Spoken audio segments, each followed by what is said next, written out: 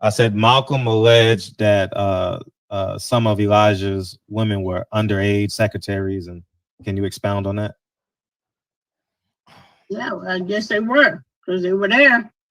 I seen them. I seen them myself. It's all true. It's all true. Good evening, messenger. I was speaking with you about it because I said, you know,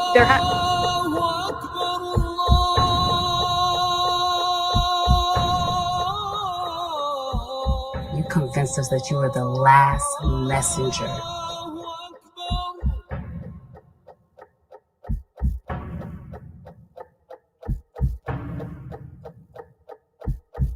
How many other bastard children do you have? 15. Barbershop conversation, guys. Feel free. Hit the subscribe button. So, oh, let me pause this. I got to drop another. Man, Jill Scott is my girl, man. Man, someone introduce me to Jill Scott, please. please, pretty please.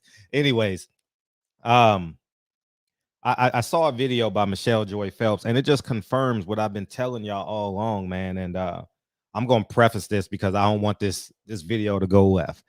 This is for educational purposes only. I stand on what I say, but I just want, because I'm a huge advocate and supporter of, I genuinely believe in what the Haney's got going on. But at the end of the day, Eddie Hearn just confirmed exactly what his father said: slave contracts. You can't do nothing without me. And Michelle Joy Phelps interviewed I was speaking with you. Let me drop this in. Shout out to Michelle Joy Phelps.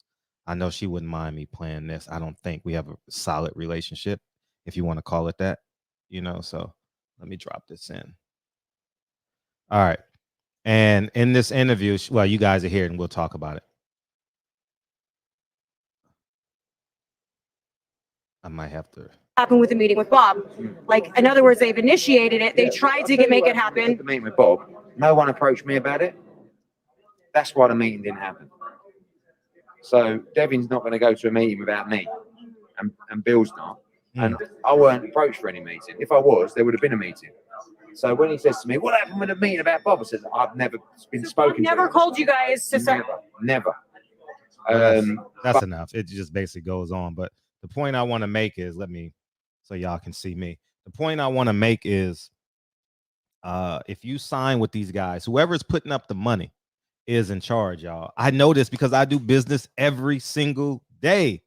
I go to Home Depot and drop off the raw materials. Every Friday, I pay my handyman. Like it's so blatantly obvious, man. And that's the new cap these days. Give these fighters these shell promotional companies and let them think that they're really, really in charge, so they can promote to the people. And basically what they are like those runners that you see the NBA agents have. Hey, you should go sign with Arn Tellem.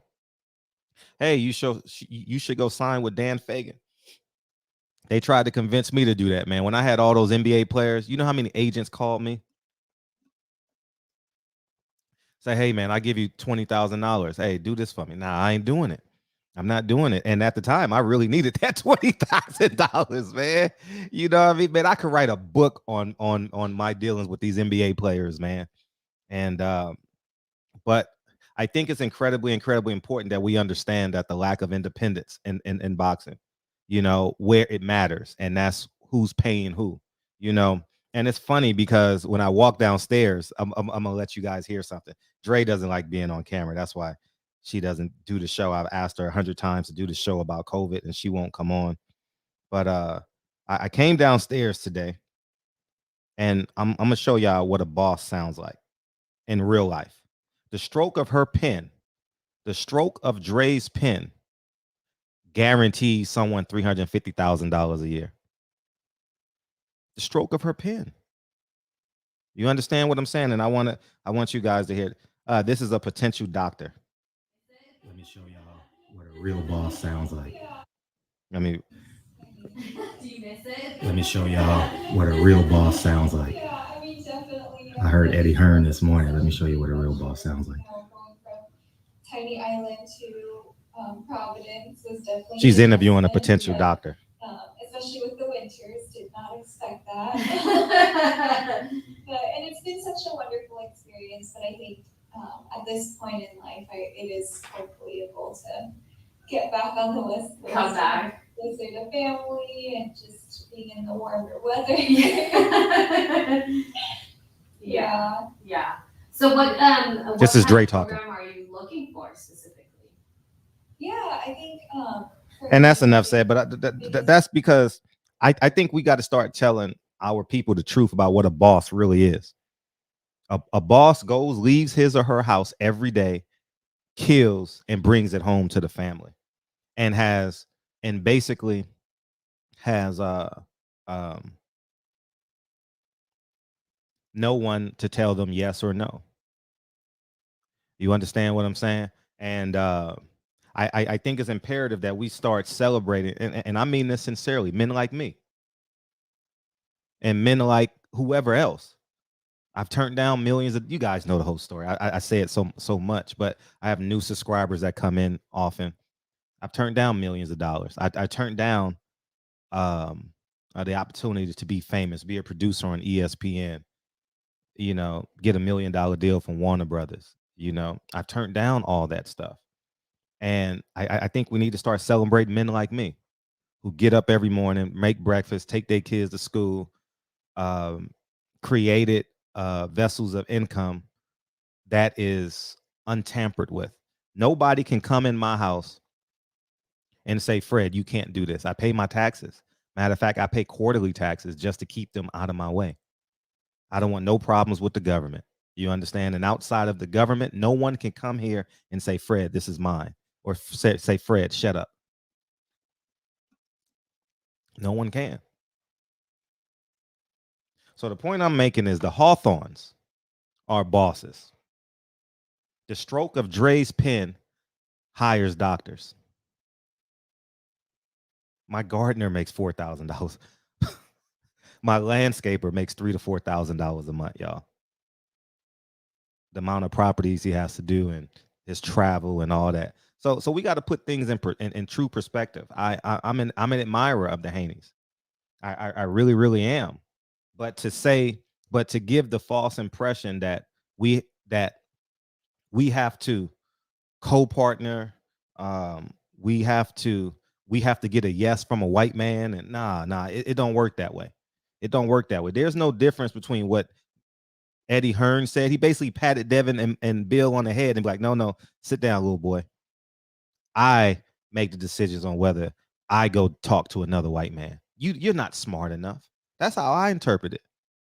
That's why whenever my kids decide to leave this house, and I'm not putting pressure on them, they can stay here until they decide to get married but they're leaving my house, multimillionaires with an 850 credit score. At 18, my kids will have an 850 credit score. Guaranteed. And be worth millions with $10,000 to $15,000 a month coming in. Now, they still have the right to go do what they want to do, but they're going to understand the mindset of a boss, the mindset of getting it really from the mud. Like, I already got it. The Hawthorns will never, ever have to get it from the mud ever again. Period. I know Shaq said what he said, but realistically, his kids ain't going to fail. Their last name is O'Neal. You know what I mean? So I've been around Master P for years. I've seen how he got it out the mud. I've seen how he protected his family. And it was extraordinary to watch. So I can honestly say that a lot of my unwaveringness is training Romeo and watching Hershey shoot jump shots and the layups when he was 4 and 5 and 6 years old. Those brothers, Hersey and Versey. I think that's their names. Now they're big time high school basketball players. I've seen that with my own eyes. I've had many conversations with P. You know what I mean? I've gone through that, and I was basically Romeo's mentor for about 4 years. I was like his confidant. I could write a book on that, and I never will. Romeo was a great asset to me. He financially, the P's financially blessed me. I mean, they were a great blessing to me. He always overpaid me, paid me on time, never worried about anything. Always asked me, did I want to travel with him? I never took him on the offer. Never. I just choose to be independent. I don't want no celebrity stamp on my back. I don't. And many people who are indoctrinated in the system deem that as a curse. I see it as true freedom. I don't have to spend $2,000 a month, $2,000 a week to have influence in boxing anymore. You understand? So I say this to all fighters, and I say this to Devin Haney, Tank Davis. I'm using Team Haney as the example. I'm speaking to all y'all because I genuinely care, and I know my care has no chaser, and I completely understand that. But these chains and these Range Rovers and these Lamborghinis and what Tank had a Lamborghini, he got all that, and we bragging about materialistic stuff. On the other side of this computer, I got deeds on the other side of this computer, and to the left of me, I got LLCs. And in my office, I got awards all over. You guys can see up there and all that good stuff. All from the mud. All from the mud. And I was laid off when I was teacher of the year. So I fully understand that when you're in the system, you can easily be replaced. But when you bet on yourself, they'll beg to partner with you, like Al Heyman did to Canelo. He begged him. Got $40 million this weekend. It's not even gonna make $40 million, but he getting $40 million. I don't even drink coffee, so I shouldn't even be advertised. I need a new mug. That's what I need. I do have a mug. I got a Nipsey Hussle mug with Lincoln on it, but I wanted to say the Hawthorns on it. That's what I really, really want. So shout out to Philadelphia, November 27th. You got to check out Stevie Fulton, and I'm just gonna go a little bit deeper. 2 weekends ago, Devin Haney and Teofimo Lopez got into a verbal skirmish, and we can say what we want about the N-word. Everyone would agree that the Haney should have responded to that N-word. And I saw an interview on Blue Blood about that Teofimo Lopez is basically a check to them. I think we got to get back to integrity. I think we truly, truly got to get back to integrity, because I know without a shadow of a doubt, if a black man calls another black man a nigga, if I go out to Crenshaw and Florence, right, that's a major through artery in my community, and I call another black man a nigga, and I don't know him, and I'm working on not using that term as a term of endearment, you know what I mean? And it's cold. I got my fan on, and I'm used to having sweaters on. I got the fan on, so I'm like, "Woo, it's cold in here, man." So sorry about that, man. That's why I'm moving and shaking like this, man. And but I think Devin Haney should have responded. And I'm not saying in terms of fighting him, but you should have reminded him to take that word out of your diction. I know you live in Brooklyn and you did all that and you do that in your community, but I'm a trailblazer and a representative of black men all across the world. And matter of fact, I'm a black Muslim, Marilyn Manson. It is what it is. But I'm gonna tell you what Eddie Hearn did. Eddie Hearn is doing it. Damn. Eddie Hearn is doing his thug thizzle. You know what I mean? And I'm gonna tell you how it started. He used Team Haney to come down because he knew Teofimo Lopez was going to be there, and he knew he was going to announce that fight that Tuesday, right? Here's what he's doing. He used Devin Haney and Teofimo Lopez, and he's going to convince Teofimo Lopez to do what? Activate his mandatory so they can go to purse bid.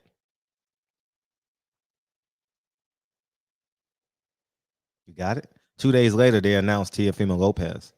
And another thing he did, Eddie Hearn didn't announce the Jojo Diaz fight. Why? Why didn't he announce it? Because he was coming to America this week. He wanted to maximize himself. He was thinking about himself, and he is a business owner. He has every right to do that. You understand what I'm saying? So that's why Teofimo Lopez Media Day was today. He gets to go spend evenings with Canelo. Then he wakes up in the morning today and does a press conference with the Haneys today. That's why it wasn't announced, because it was based upon the leisure of Eddie Hearn. Y'all didn't really pay attention to what Eddie Hearn said to me when one of the last times I interviewed him. He says, Fred, you've been banned everywhere. You do great work. You should come work with me. And I smiled and I said, thank you. And I'm always gracious in those moments because that's a level of respect. I never took him up on it, obviously. And I just continued to do my interview. And I do my Fred laugh, you know what I mean? Make people feel comfortable. You know what I mean? No, I'm not taking you up on your offer. Why? You're looking at a reflection of an unemployment check in 2007, y'all. 2007. That's why there's hope. And that's why I give free game on my stories now. Because I want people to come to my funeral and say, Fred taught me financial literacy. Fred inspired me about freedoms. Dre is on the other side of that door doing interviews, and I'm in here doing videos. I'm going to repeat. Dre is on the other side of my door, my office, doing interviews, and I'm sitting here, and both our children are in school. One is in private, one is in public, but Kennedy will soon be going to public school. You know what I'm saying? So I said all that to say it's possible, y'all. It's possible. And I ain't no outlier. I'm not smarter than y'all. I'm definitely not taller, not stronger. Can't beat y'all up. But it's about getting a plan and sticking to it. You know what I mean? And that's just the whole reality of it, man. It ain't no rocket scientist. Once Tank, Teofimo Lopez, and Devin Haney get that $3 million check, it's peace. I don't need you no more. I got $3 million. Why would I need to sit on your lap and you breastfeed me now? I got $3 million. I don't ever need you again. Nah.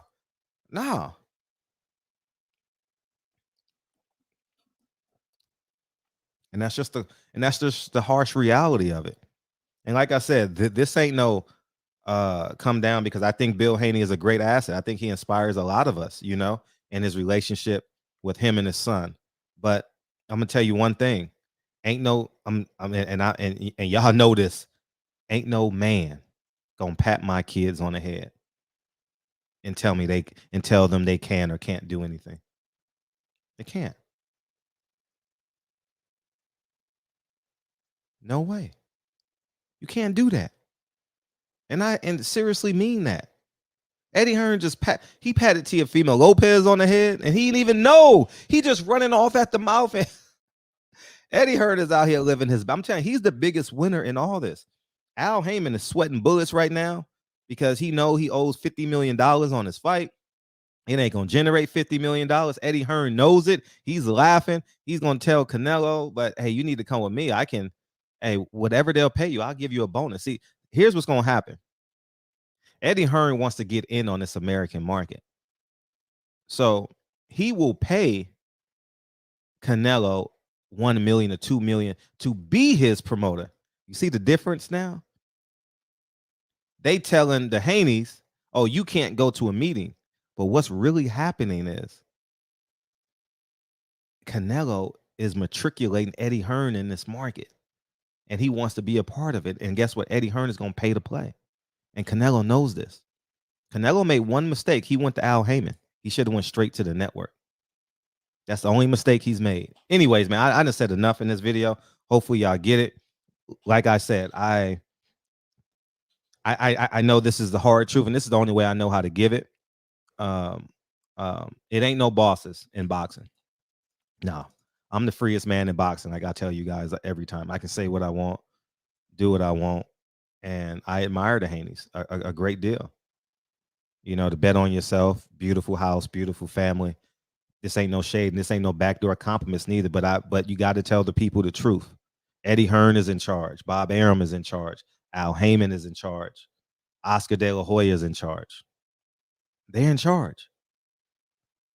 That promotional shit, oh, you got my own. That's all smoke and mirrors, y'all. Because they're not taking their earnings. They're not taking What Devin say he made $3 million his last fight? Devin's not taking the $3 million and putting on shows for his promotional company. So it's just a shell. It's just sitting there. That's it. And that's just the truth, man. And barbershop conversations, man. You looking at the freest man in boxing, y'all. And they ain't getting no free advertising on my, you know what I mean? So barbershop conversations, man. Feel free. Hit the subscribe button. I can cut this fan off now. Feel free. Hit the subscribe button. And I'll talk to you guys real soon. Peace, guys.